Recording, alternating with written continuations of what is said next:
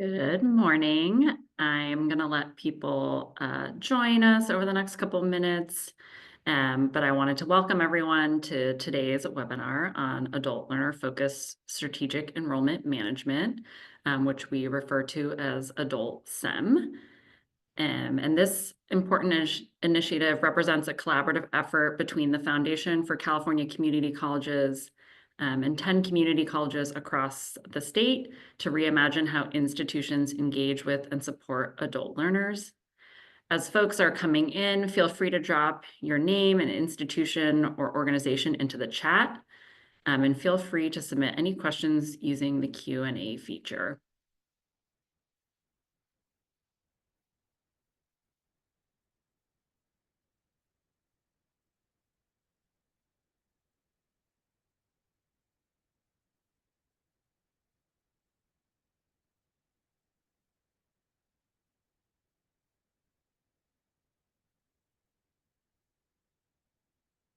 So to start us off, I'd love to begin by learning more about who joined us for this discussion today.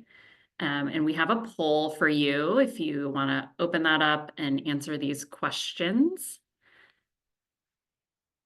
Our first question is, what sector do you represent within California?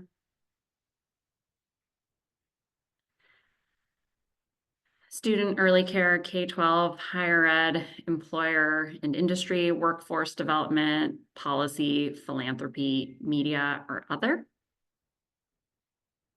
For those of you who selected higher education, what best describes your role? Instructional faculty, counselor, advisor, administrator, staff, student, other.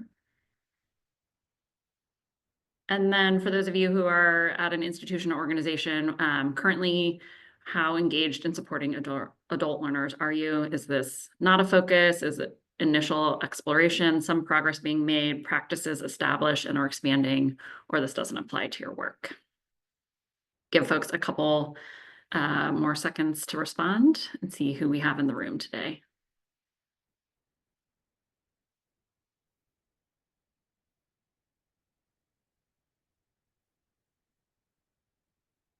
So it looks like we've got a lot of higher ed folks, as expected. Welcome. Some people from workforce, policy, philanthropy. For those in higher ed, a lot of administrators and staff. And it's really great to see that a lot of you are reporting establishing or expanding this work.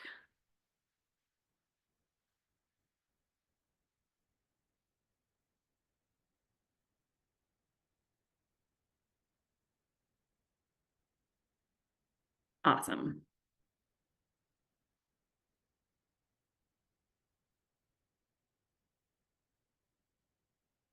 So we sort of start out this webinar, just in case you're not familiar with California Competes, we just wanted to do a short introduction to our organization.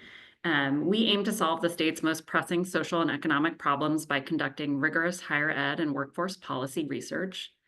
We use that research to guide decision makers in designing and implementing solutions that strengthen our economy and help our communities thrive.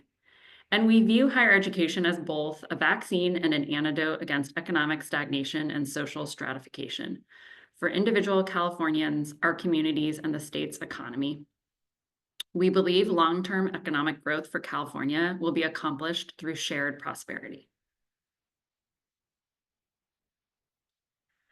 We have 4 main policy priorities, which are increasing college access and success for adult learners, especially those with some college, no credential, who number over 6 million in our state and are a key part of the solution to meeting California's workforce needs. Aligning higher education and workforce to build stronger relationships and better pathways for students to well-paying jobs. Promoting agility and innovation in higher education with effective technology-enhanced learning models, the smart and ethical use of artificial intelligence, and clear cost structures. And coordinated policy setting and implementation so that we are using data to make informed decisions, evaluating efforts, studying outcomes, and helping our state leverage its size and strength to improve the lives of all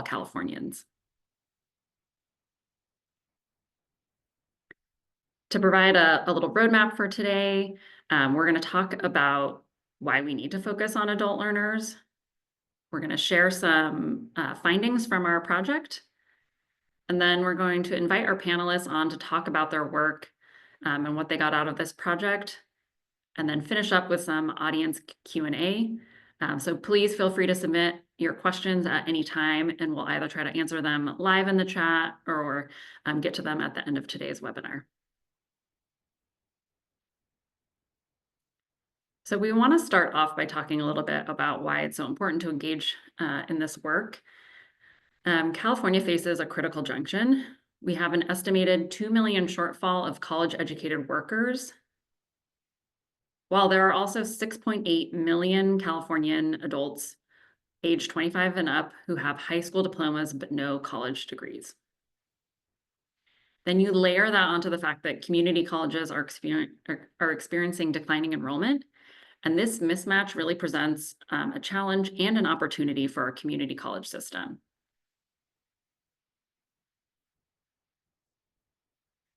So today's webinar is focusing on strategic enrollment management, and some of you might be asking yourself, what is that? It is a framework that post-secondary institutions use to consider the entire student journey, from initial outreach to enrollment, persistence, and graduation.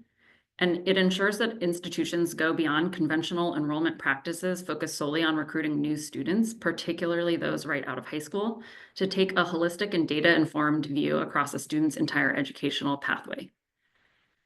And in this way, the name is a bit misleading. The strategy does not just focus on enrollment, because enrollment without completion and success is not going to move the needle for individual Californians, institutions, and our state.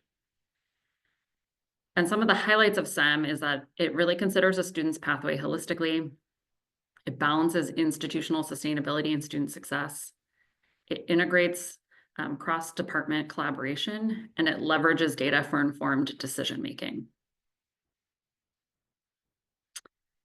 This project specifically launched in 2021, and it was focused on helping community colleges develop and implement strategic enrollment management plans tailored to adult learners. So those ages 25 to 54 who often balance education with work, family, and other responsibilities. The project involved 10 community colleges from around the state, representing a diverse array of institutional contexts. Colleges spent the first year developing their SEM plans, and the second year focusing on implementation of various strategies. And our organization conducted a developmental evaluation of the process in year 2, reviewing each campus's plan and progress reports and meeting with each campus lead multiple times over the course of the year to understand their opportunities, challenges, and successes.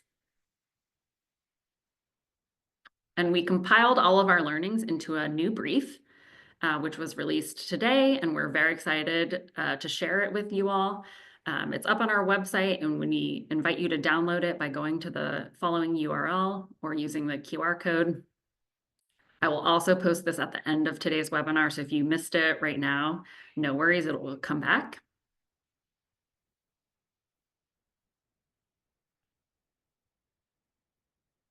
So as I said earlier, the 10 participating colleges represent a diverse sample from the system: small and large colleges, urban, suburban, and rural, those with large portions of adult learners and a lot of experience working with this population. And so the colleges each selected a few strategies to focus on during this year of implementation, and 3 that seemed especially impactful that we wanted to sort of highlight for you are tailoring institutional outreach, monitoring student progress and intervening early, and bridging non-credit courses to credit courses to increase the pipeline of adult learners. And our panelists will touch on these topics more in our discussion. And the key recommendations that we wanted to elevate are examining your data to understand your current and potential adult learners, leveraging local partnerships with employers, adult education centers, and community organizations, breaking down organizational silos through cross-campus collaboration, creating shared resources to be used at different campuses throughout the system, implementing student-centered scheduling, and identifying sustainable funding. And again, we'll dive more into that in our discussion, so get your questions ready. And with that, I'm really excited to introduce our panel. Today, we are fortunate to have 3 leaders who have been instrumental in this adult SEM project. I'm going to introduce them. We'll include a short bio for each of them in the chat. So first, we have Dr. Natalie Culver-Dawkins from Reedley College, Dr. Cassie Donnelly from the Foundation for California Community Colleges, and Nicola Perry from Saddleback College. I'm going to stop sharing my screen and invite them to join us. Morning.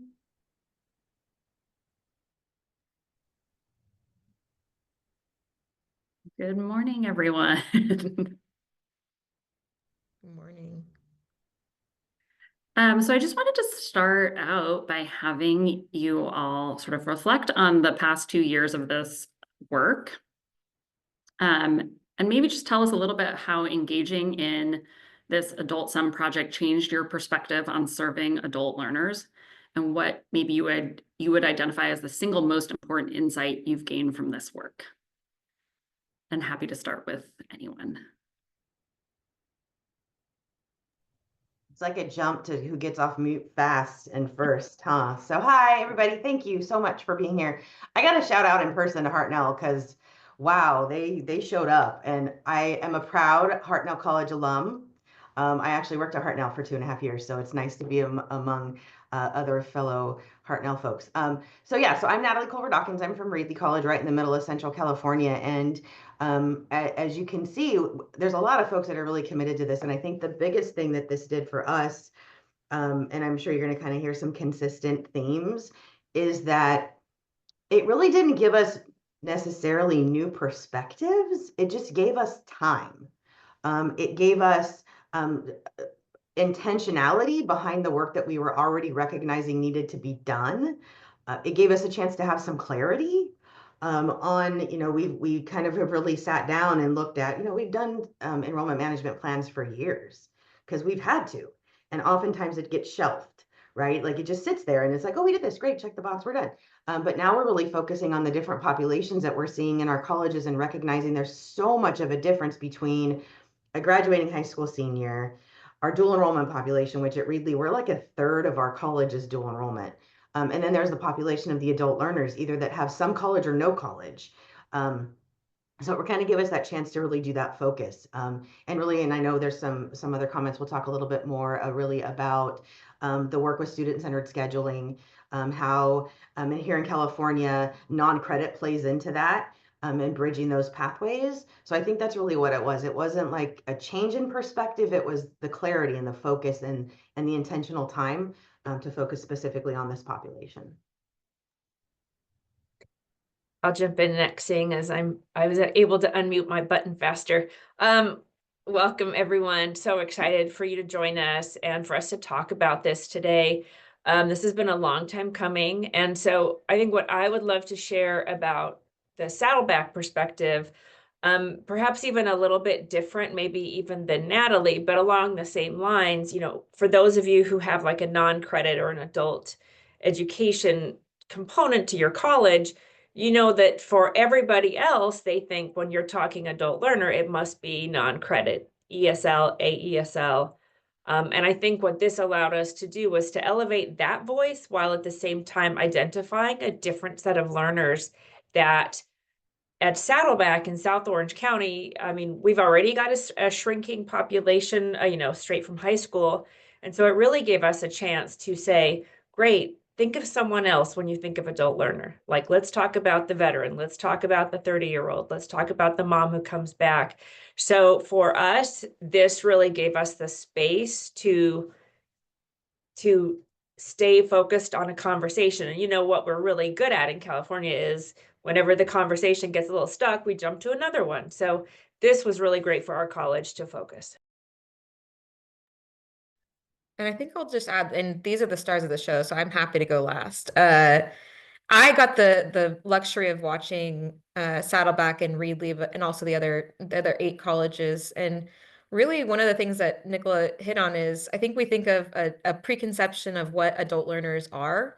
I think even in this project, figuring out how do we define adult learners, and I think it was kind of an aha moment with this project is that adult learners, especially in California, which is a diverse and a large state, are a really heterogeneous group of people um, that are really difficult to define. So I know that some of our colleges, you know, had different ideas of what the profile of an adult learner looked like based on their region, but also even at a college level. Even regions within colleges within the same region have different views of what adult learners are and who they serve. A great example is in the far north, we have our adult population is typically white and older. In San Diego, it's the opposite. They're more ethnically diverse and they're younger.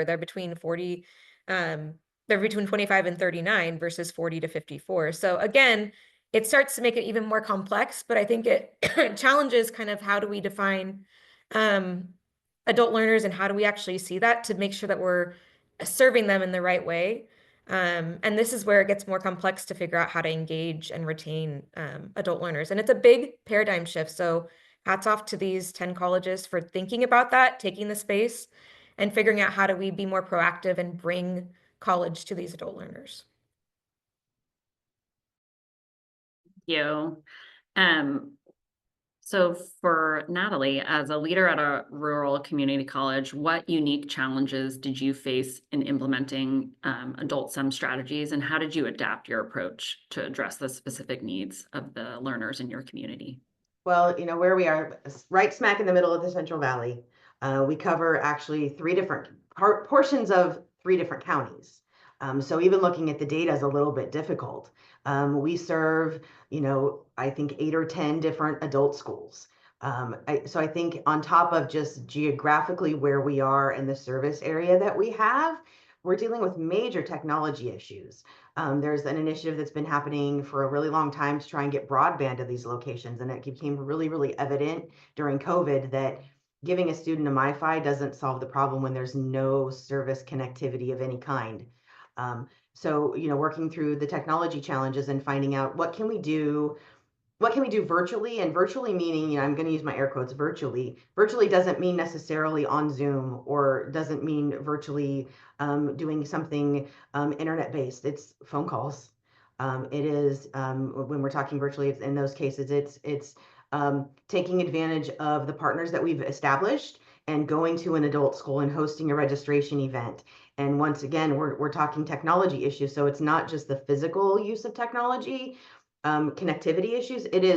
We have a lot of folks that don't have experience using computers. So asking them to do CCC apply is really a huge struggle, because it's difficult when you have someone who's supportive and who's able to help you. So we've discovered that going out to the locations and hosting registration events and giving them a chance to connect with somebody from the college, typically it ends up being our counselors, but making those connectivity. Transportation is a huge issue. Being able to get a student to our campus is a little bit more possible, but how do we get them home when our transportation ends at like 6 o'clock at night? And if they've got to work during the day and they have kids and maybe they can't come to class until night, so how does that work? So we really looked at doing courses back in the community. And I know that was a focus for a lot of different colleges back in the day. But now we're kind of shifting back to that. What can we take out so they don't have to travel as far? So maybe they can walk or ride a bike when it's, 35 to 40 minutes to get to our campus. Well, they can get 10 minutes. They can get 5 minutes to a local location. So I think that that's it. And just also the structure and the timing of when we're offering and what we're offering and how. And so a piece of what we did is we're really spending time looking at 9-week options. I know folks are talking about 8-week also, but we decided to kind of focus on the 9-week option. So folks can maybe commit to 9 weeks, but they can't commit to 18. So we're still giving them those options. And I think that isn't necessarily unique to rural, and it's unique to this population that we're trying to serve, but more specifically when we're dealing with transportation and technology issues on top of it. We can't expect everybody to understand what Canvas is. We can't expect everybody to understand, a lot of our students don't even have an email address. So we're starting very, very basic. They may have the technology in their hand and a phone, but they don't know what to do and what they can do with a lot of these other things. So we're really, and I want to say that we didn't solve the problem. We're right in the midst of it, and we're adapting as we go. And as the more conversations we have with our community partners, the more we're realizing that we need to continue to adapt, and find funding to help us support and do what we can to support the broadband initiative to make sure that those things happen so we can move the needle on educational attainment here in the Valley. Thank you. For Nicola, so the report mentions holistic student support and early interventions as a key strategy. Can you elaborate on how Saddleback approached that work and what specific changes you all made to timing delivery? Sure. So I think because we had been so used to a really high percentage of our students being in the traditional age group, and also generally not being Pell eligible, not a lot of thought had been given to how to ensure students are able to access financial aid quickly, get through the process and things of that nature. So this was an early on revelation. And then I'll talk about another strategy that I think we dug into more on the brief. But for our students who are working and depending on themselves and their paychecks, timing is everything, right? Like we've all been there where it's like every 2 weeks is when you can do things. So at the time, this was probably fall 2021, Saddleback and Irvine Valley College, our sister college. We had a structure in place, and probably many colleges do, that students could register for courses, but payment had to be made within 5 days, or else they'd be dropped from their courses. And that worked great if you had mom and dad's credit card, you could put it down, or you possibly had your own credit card and you could put it down.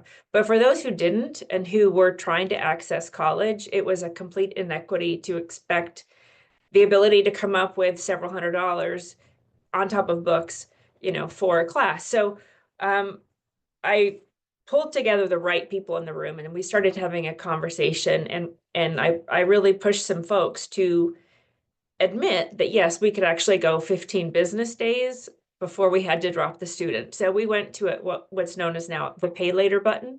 So as students are coming through our registration process and they are selecting their courses, they get to the next screen, which prompts them, would you like to pay now or pay later? And if they say pay later, because we would all love to pay later, right? Then they're prompted, have you filled out your FAFSA? And then if the answer is no, they're then sent to the FAFSA page. If they say yes, then it says, great, let us know. And thanks for confirming, and we will follow up with you as soon as we get it. So then deferrals applied to their student account. What we found was predominantly this tool, this really, really no-brainer, right, is utilized by students who don't have financial aid and are managing their budgets on, paycheck to paycheck. So we see a higher number of those students who are over the age of 21 utilizing that. And we've tracked it every term since. For those of you who track whether your students, register to enroll and then actually make their classes, what we had was a large gap there. We've actually picked up about 6% of our students as they moved over. So for us, that was a game changer. And what we really hope is it was a game changer for our students more so. But then one other, we talk about the timing and the delivery of supports. This was critical, and this was a college-wide effort. It was led by our research team, the Office of Planning, Research, and Accreditation, we affectionately known as OPRA. So OPRA, their amazing team of data scientists, and we piloted it in fall of 21, and now it's across the college.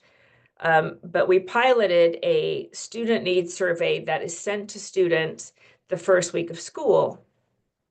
There's about 32 questions. When the student says, yes, I'm looking for help with this, or I'm not comfortable in math, but I'm going to take a math, whatever those things are, then the answers are then triaged out by our research team to individual service areas at the college.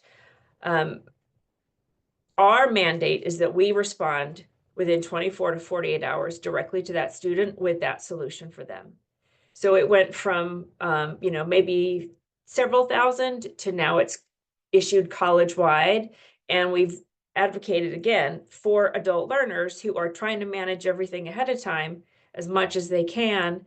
This needs to be sent early so that they don't chicken out or back out and think, what was I thinking? This is definitely not my space.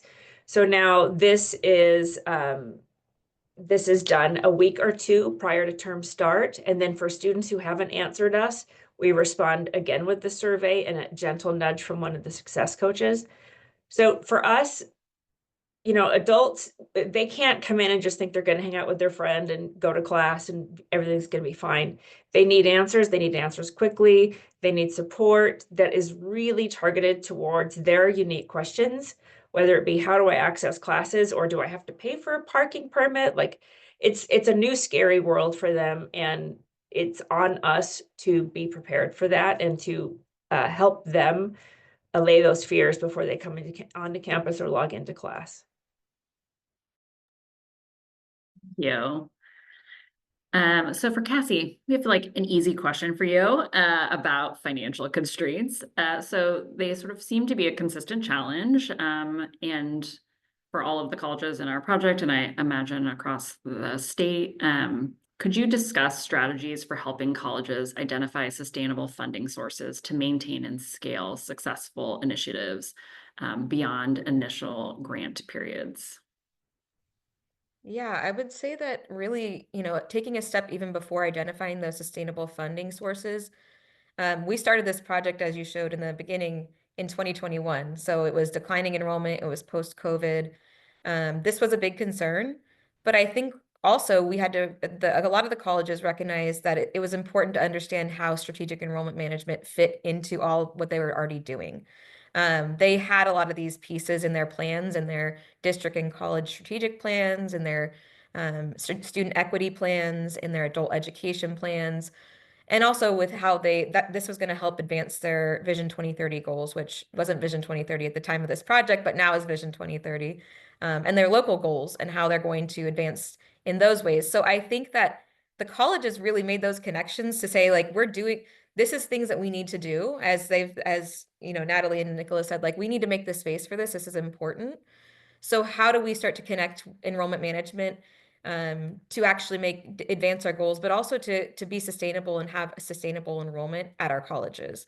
And so a lot of the colleges really recognize that SEM wasn't a separate initiative. It wasn't something that you do and then you put on the shelf, but instead wanted to really identify how it connected to the existing work that they did. So one of our college mapped their SEM goals directly to their strategic plan goals, to their equity goals. Like there was crosswalks because they saw that this was not, the plans weren't needed to be coordinated, and it couldn't be duplicative or siloed, because that's really where people ran out of energy, people ran out of money. And so I think that was our first. I think the colleges really saw that just out of the availability at the time of financial and human resources. But I think that also led to identifying what those funds were, because sometimes funds get siloed in our college. And I think that to support adult learners, we need a lot more of a holistic crafting, a holistic funding strategy where they can braid those funds. So there isn't going to be money that just grows on trees. We love a good grant, but we also want to show, and we wanted to support colleges to identify what are funds, what are funding streams that already exist that could be used to support the strategic enrollment management. Because as you showed in the intro, it's a little bit of every part of the student journey. So how do we start to integrate SEM and our SEM strategies at all parts of the student journey? And I think the last thing I would also say is I heard a lot from the colleges about they really needed to have this make the case and gain the institutional support that it made sense to put resources toward human and financial resources toward the adult learner population, because I think our traditional outreach and marketing has been to traditionally aged students. So building the awareness that this is a growing population, and that we need to serve these students, and that this is how we sustain our enrollment and we sustain our funding at our college, I think is also a huge piece of it, to start to figure out how does SEM not just be something that is, in its own silo, in its own group, but is integrated throughout the college campus. Yeah, so braiding of funding and grading efforts. Love that. Natalie, so the report really highlighted the importance of forging community partnerships. Could you speak to how Reedley has developed relationships with local employers and community organizations to create pathways for adult students? I think Cassie kind of hit on it, and it's kind of not like rocket science. It's things that we're realizing that we cannot do alone. And it's finding the common ground, and realizing, especially being right here in the middle of the Central Valley and such high poverty rates. And, we have some of our communities that are not even incorporated, they're not even cities. So we're facing some real struggles. And so getting the folks together, the ones that are in the right space at the right time. And that's what this project has helped us really to do, is to be able to take a look at this kind of inventory. I think of where we are, looking at other projects like Cassie mentioned. We're part of Ag Tech. We're actually, still kind of building that with some of the other colleges here in our district, but also in the region. And starting with that foundation of what is the common goal, what is the common why. I will say that our strongest partners right now for us, specifically working with the adult population, are our adult schools. We're in a unique spot, like I mentioned earlier, where we have multiple adult schools that feed into us. And so being able to talk through their why, oftentimes, and I think, this might go back to some of my work early on in my career when it had to do with workforce development and the partnerships that are required in order to move that stuff forward. But we tend to go, as a college, we tend to go to employers or community agencies with like, hey, we need this from you. I think this work really kind of refocuses that to say, look, we're all trying to better the economic vitality in our communities. We're all trying to better and change these trajectories of these families. And so how do we do that? So it's that common ground, it's that common why. It's spending time together. And that's, I think, one of the things, you just, building those relationships, it really is being able to sit in a room together and say, we acknowledge that this is the problem. We acknowledge that there's some things that we can't fix. We know that there are requirements with certain positions. How do we build those pathways? What does that look like? Is it starting with a non-credit certificate? Is it starting with just a non-credit introductory course? And we're discovering that with a lot of our adult learners that they need some early success before they dive into the heavy stuff. So we've got some counseling courses that we do that are pretty short term, that kind of lay the foundation of what it's like to be a college student. But it's also like, okay, how do you get into that mind space of, like Nicola said, how do you build that in when you're having to deal with your child's schedule or your work schedule, and how does all of that fit? So it's acknowledging all of that with the partners that we have, and bringing in those individuals that can help us all as a collective get there. Our work with I'm not working directly with our Ag Tech program, but we've brought on some staff to be able to go out and work with our local growers and packers and shippers to see what their needs are and how do we fit into their world, as opposed to them fitting into our world. And I know Nicola kind of hit on that too, is, how do we make those adjustments and don't assume that everybody's just going to conform to what we're doing. But it's an ongoing thing. And it's one of those where I can't have a meeting one time and then 6 months later we meet again, and 6 months later we meet again. And at some point then we're like, oh yeah, by the way, it's a continual cycle of making time for each other. In fact, we are now we're actually have a meeting this afternoon with one of our local adult schools. Our vice president of instruction wants to go meet with them, and that we haven't done that before. So they're starting, other administration on our campus, other people in the community are starting to recognize that we need to pay attention, and make these adjustments as we can to our schedules. And the traditional 18-week isn't going to work. We offer courses at 9 a.m. on Monday, Wednesday, Friday. Most of the students that we're talking about with our adult learner population, that's not going to work. It's great for a high school kid. It's great for a high school graduate because they're used to like being told where to go and what to do, and they may or may not have to have a job. But that's not the population that we're dealing with. So being able to just make those connectors, and I think that I'll make sure I'll also mention that utilizing the networks that we've built. So I may not know everybody that I need to talk to, but if I have a partner in an adult school, maybe they have a connection, or, with some of our local employers, our growers, shippers, and packers, like, who can we talk to that can help us make that connection? Is it Workforce Connection? Is it the Workforce Investment Board folks?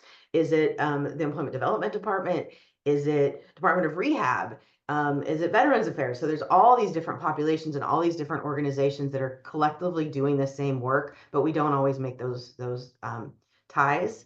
And I think this very specific work with a very specific population, because you've mentioned it too, there's some assumptions folks make. And we said it ourselves in this call, the typical, the normal college student, that's not us anymore, right? Because we're seeing in our college too, a lot of our students that are doing dual enrollment don't come to us. We still consider it a success, but they may never come to Reedley College because we've prepared them. Maybe they wouldn't have been A to G to be able to transfer right away.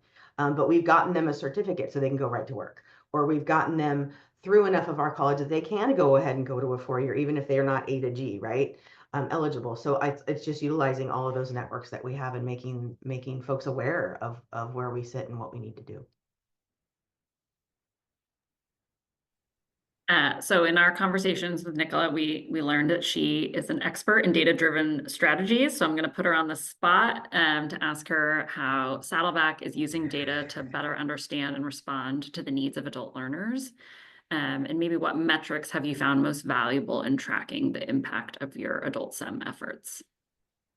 Thank you for calling me out as a nerd. It definitely takes one to know one, Laura. No, I mean, so many of you on the call probably understand the importance of knowing, the saying, measure what matters. It's so true here, as I'm sure it is at your college as well. And back to Oprah, I can't say enough about this talented team. When we were I think this all sort of happened at the same time. We were stuck in the pandemic, right? And so many of us couldn't see our students anymore. We didn't know how well they were doing in their classes because we just couldn't see them. And I say that, and many of you probably know what I'm talking about. So they really dug in, Oprah really dug in and gave us Tableau dashboards day after day after day, and they are amazing. And in the same way that our students have intersecting identities, thankfully, so do our dashboards. So we could be talking about a 25 plus first gen Latinx who's going full time. We could be talking about a 25 plus Caucasian male working full time. I mean, so we are able to layer in these different types of scenarios to see how our students are doing. So I want to point out 3 areas that I've been really tracking on and that I feel give us the best chance of knowing as an early indicator how our students will do. The first will not be a surprise, but for those students who do need math or English as part of their certificate or degree, the completion of transfer level math and English within their first year of being here has been key. I pulled some numbers, but I talked about Latinx student, a college-wide, not in any one of our particular schools, but if we're looking at that student who's also 25, their 2-year graduation rate from us, if they've completed math and English in their first year with us, is 40%. When we talk about otherwise, it's at 6, 7, 8, 9%. So for us, that was a big eye opener, that we should not just assume everybody is coming in and they're just going to get a certificate and they're all going to go into real estate, or they're all going to go into, whatever the hot 3-unit, 3-credit certificate is. They're not all going straight into, this one space. So it allowed us to expand that population in the eyes of the deans, with faculty chairs, when we would have these conversations with counselors who had been serving the adult ed population, the traditional adult ed population that our college thought of, which were the non-credit students. When we could highlight, there's this whole batch of students that they're sitting in your class and you just don't know. They're sitting in your space and you're giving them these examples that don't resonate with them. They're not connecting to you. They're not connecting to the material. And this is when they do, this is how well they they do. It's not about them, it's about us. So that was one, completion of transfer level math and English. And then the other two, because we were all then coming back from the pandemic, was how do we create community and allow these students to connect with somebody who's also going through the same thing they are. There's nothing more discouraging than walking onto a college campus and it looks like, everyone is your kid. And you're like, this isn't my space.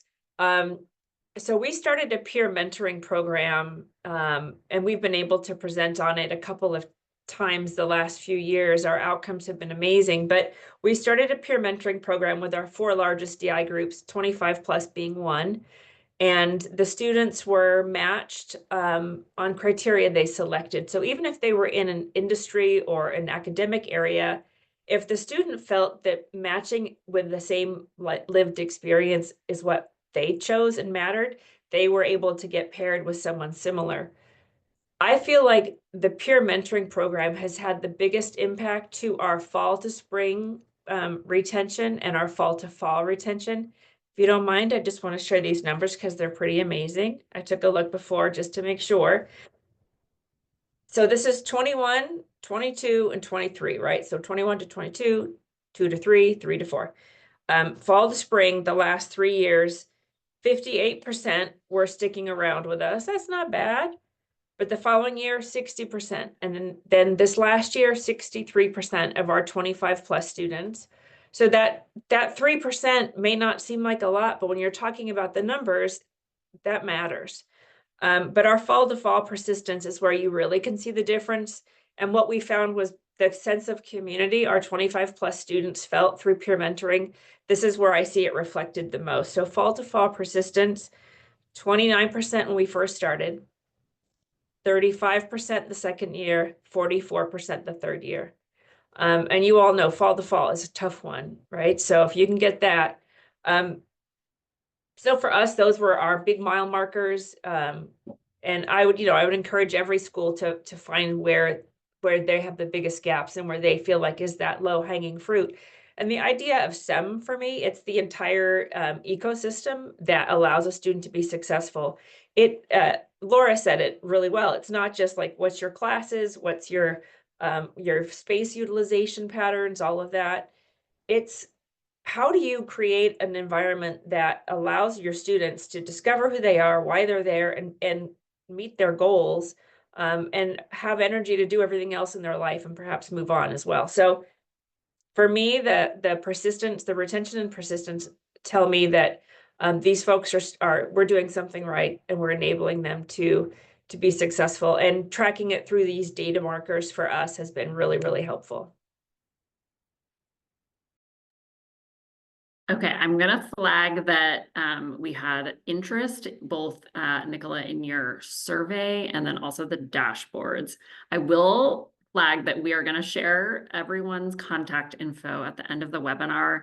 And so I would definitely say reach out. I've volunteered Nicola to just be the spokesperson for all things data. So please email her, and I'm sure she'll be happy to share some of those resources with you. For sure. Amazing. Thank you. And then I did want to pose just sort of a wrap-up question for Cassie about, the project itself has sort of wrapped up, and we just wanted to know a little bit about how the foundation is working to ensure effective practices from this project, because there's some great strategies being done around the state, are being shared across the system, particularly for colleges that weren't part of that initial cohort.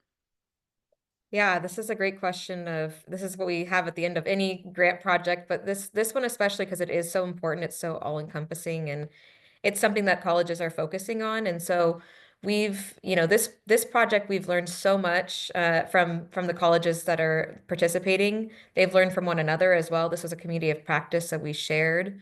And all of those project resources were made available on our professional development platform in the adult learner community on the Vision Resource Center for those who are in the California Community College system. But we also wanted to get these strategies out because I think that California is in a really unique position to lead these conversations about how do we serve adult learners and diverse students which is a lot of our adult learners in community colleges.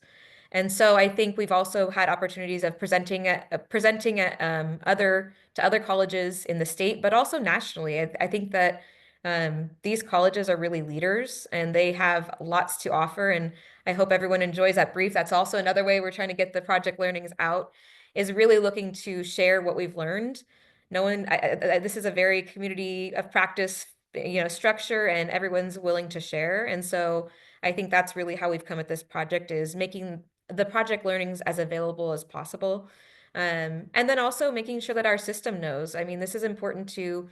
We've heard from practitioners like Natalie and Nicola of what's working, what isn't, and how can we bring that and elevate that to the chancellor's office and other system STEM efforts that are happening, so that the system can also support the colleges in this work that they're doing. That's really important. And also, we continue to identify future opportunities. So how do we elevate this through, sharing these implementation experiences? Because really, this is where a lot of the gold comes out, is these, sending of resources at the end of a webinar, and all of the great resources that the colleges have developed in this project. And so we want to give venues and give opportunities for these colleges to kind of share their implementation experiences. And now they're the experts, data experts, adult learner experts, STEM experts, whatever it is. So how can we elevate that? And also, I think this really informs future projects of what are innovative projects that need to happen. And I think both of you at some point touched on scheduling, and that's one of the projects that have kind of come out of this project as a really high level area that colleges are looking to focus on, is shortened courses and the scheduling, student-centered scheduling. So I think those are really areas of future projects that are kind of coming out of this one project. So even though the project is closing and is done, there's lots more that's happening, and there's other projects that are kind of spawning from what we've learned from these colleges. So stay tuned for the next report. We love that. We did have a question so Carla asked about if anyone is using a different application for adult learners, or if everyone is using the general CCC apply. So I don't know if anyone wanted to hop in. Yeah, I can start that. I wish I was using an application. I am going on record, and yes, it is being recorded. I'm not ashamed. Because like some of the stuff that I mentioned with our students, it is a cumbersome process. However, because of the requirement that has been put on the California community colleges to have a CCC ID number, while we are trying to find a workaround, really the efficient way to do it is to have a student do a CCC apply. So we're actually looking at some of the other schools that have large, and I thought maybe San Diego's on here. I know that there's some schools that have really, really large continuing education programs. So we're watching to see what those folks are doing, to see if there's a way we can expedite. We have the non-credit application through CCC apply, but it only takes out like the residency questions. It doesn't even actually make it better. We did some work in our district to remove some of the supplemental questions that we have control over, but it's still problematic. But I do know, and my president here at Reedley is serving on the statewide group that is having conversations about the general application. So I'm hopeful that the messages we've been sending are being heard, because I know that I've been in some statewide conversations, and when the chancellor's office is there and they ask about things they can improve, there's at least one person in their audience that's willing to stand up and say, we need to improve this application, to a round of applause in the room. So I'll stop with that. I'm going to say same, 100%. Natalie, if I would have said it, if we could have gone 3, 2, 1, and we would have both said, I wish at the same time. Yeah, it's, I was connected a few years ago with North Orange, and they have the NOCE, North Orange Continuing Education, same as well. So there's not really an easy way around it. Boy, I wish there was.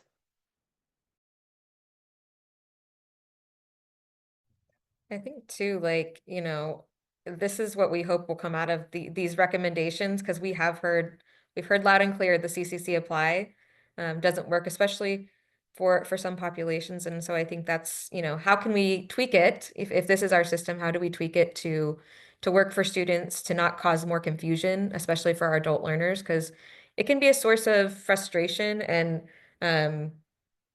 anxiety to try to figure out all the things they need to know in that application. And I think also too, like, how do we support students who may have already been, we've talked about non-credit students, but what does that look like to be able to also support them in transitioning to credit and making that an easy transition? And that is a hard thing because non-credit isn't as standardized on CCC Apply as the credit application is. And so I think those are future like policy and practice changes of how do we do that in practice, because as Nicola and Natalie have said, like the human interaction piece is still a huge piece of this. You can't just assume that. I love what you said, Nicola, like you can't just build it and they will come. Like you have to be much more proactive and leveraging those relationships with adult education. And so I think that's a really important thing, is that those human interactions are really important, regardless of our technology platforms, which I know we've heard Natalie. She got it out there. She's public forum.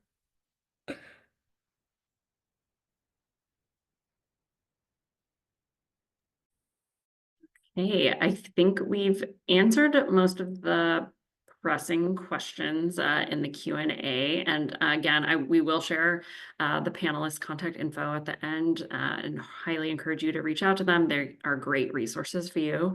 And I just kind of wanted to open it up to see if you all had any final parting words of encouragement, action items, anything you wanted to add to everyone on the webinar today. I'll just jump in first. I'm again so glad there are so many of us here in California at one of the best states, the best state in the nation, for serving each other, for serving educators, for serving our students, wherever they come from, and they do come, and that's our job. And I could not be happier doing what we're doing, and I'm so glad to do it with amazing colleagues, everyone on this call that's really struggling to improve things for their students. So just super, super honored. So thank you. Yeah, I'll ditto, Nicola. Thank you. I mean, it's a great experience. It's been a lot of work. It's one of those things that we can't check the box and be done, because it's a constantly changing opportunity for us. And I think it is an opportunity. There's not so much we can control, but we can control how we work with these students. And I appreciate the comments and the feedback in the Q&A about those close to completer students. That's a group that we struggle to serve as well, because they're a little bit different than a brand new adult student versus those close to completer. So I'd love to continue the conversation about that work. But I'm grateful that we were chosen to be part of this project. And like they keep saying, more to come. It's exciting. So thank you all for the opportunity. I'm gonna let them finish it, but I think that, like, to me, to be honest, like the work that's being done is amazing. Like I will say, this is just a glimpse, and these two women are amazing, and their teams and what they've done in the 2 years. But I think that there's lots to learn, and so if you're interested in it, there's lots of people who are doing this work as well. And feel free to reach out to me, and I think as well the panelists, with some more specific questions that you have if you're starting this work. Amazing. So we've put their contact info in the chat, and highly encourage you to reach out to everyone. Yeah, we are definitely a community of practice here to support folks. My contact info is also up on the slides. And again, encourage you to download the brief and read all of the great things that we found out of this work. So I think, as we've heard today, strategic approaches to engaging adult learners represents both an institutional imperative and a powerful opportunity to advance economic mobility for millions of Californians. And the work of these 10 colleges really demonstrates that by reimagining how we recruit, enroll, support, and graduate adult students, community colleges can simultaneously address enrollment challenges while fulfilling their core mission of expanding educational opportunity. And we really invite and encourage all California community college leaders to consider how you might adapt and implement the strategies discussed today at your own institutions. So again, thank you all so much for joining us. Really appreciate it. Natalie, Cassie, Nicola, thank you all so much for your work. Hope to see you all again soon. Okay, thank you. Bye, everybody. Thanks, everyone. Thanks, bye.